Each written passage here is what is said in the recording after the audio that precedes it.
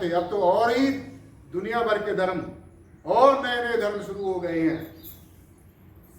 और जितना इंसान इन धर्मों के पीछे, जातियों के पीछे, वर्णों के पीछे, संप्रदायों के पीछे, प्रतीकों के पीछे, चिन्हों के पीछे, पूजा पद्धतियों के पीछे जितना इंसान भ्रमित हुआ है, मेरे ख्याल में ऐसा किसी भी सब्जेक्ट में भ्रमित नहीं हुआ है। इसलिए आज हमने ये समझना है साथ संगत जी कि वास्तविक धर्म क्या है, वास्तविकता क्या है, रियलिटी क्या है,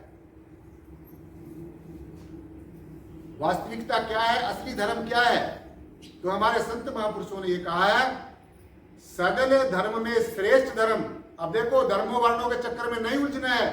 और अगर आप इस जातियों के, धर्मों के, वर्णों के, संप्रदायों के, मिशनों के, इन वेशभूषाओं के चक्कर में अगर इस डिफरेंसेस में, इस भेदभाव में पड़े रहे, तो वास्तव में तो क्या आपको सपने में भी परमेश्वर का दर्शन दीदार नहीं हो सकेगा। इसलिए ये बात भली भांति नोट करनी है। आप बेशक इस निराकारी जागृति मिशन के प्रांगण में कुछ गिने चुने लोग सुनने के लिए ये ज्ञान चर्चा आते हैं, लेकिन मैं समझता हूं कि यहाँ पर एक ऐसा संदेश दिया जाता है, यहाँ पर सत्यता से वाकफ कराया जाता है, यहाँ पर कोई किसी तरीके की लाग लपेट नहीं होती है।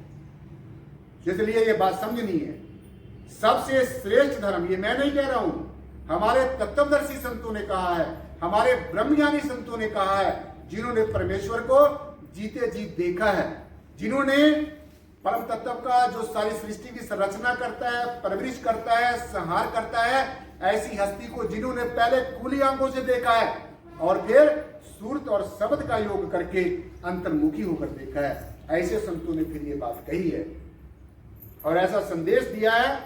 किसी विशेष जाति को नहीं, किसी विशेष धर्म को नहीं, किसी विशेष वर्ण को नहीं, किसी विशेष संप्रदाय को नहीं, किसी विशेष मिशन को नहीं, समूची मानवता को, समूची मानवता को संदेश दिया कि वास्तविकता का जो धर्म है, जो धर्म की जो परिभाषा है, वो क्या है, सगल श्रेष्ठ, सगल धर्मों में श्रेष्ठ धर्म।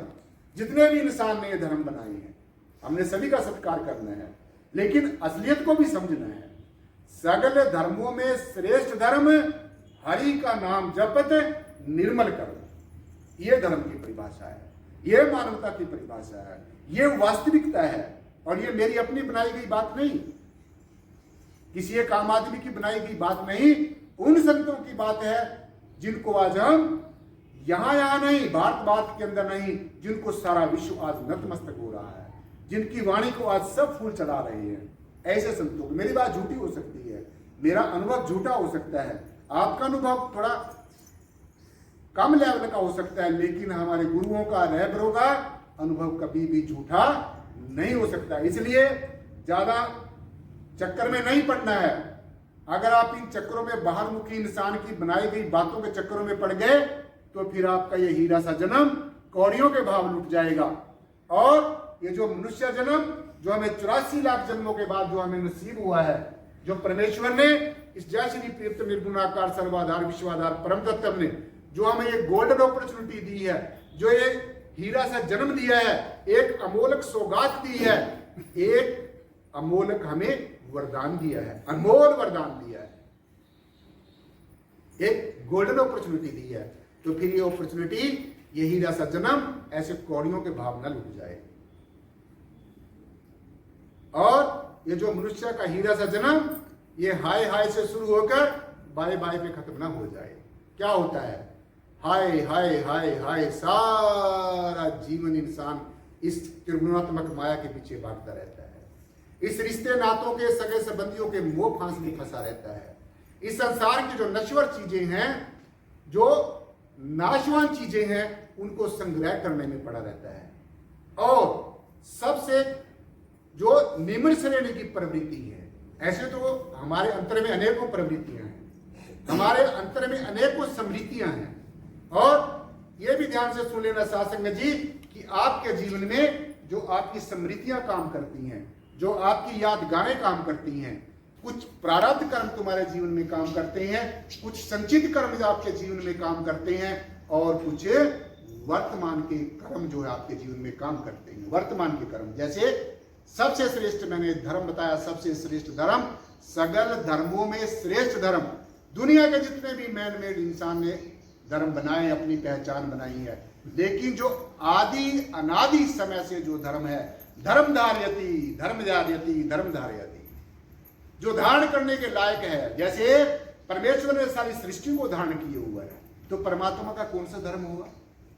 परमात्मा का धर्म हुआ सबको धारण करना, सबको समता और समानता की दृष्टि से देखना, सबको कर्म के अनुसार उसका फल देना। इसलिए ये सबसे श्रेष्ठ धर्म है।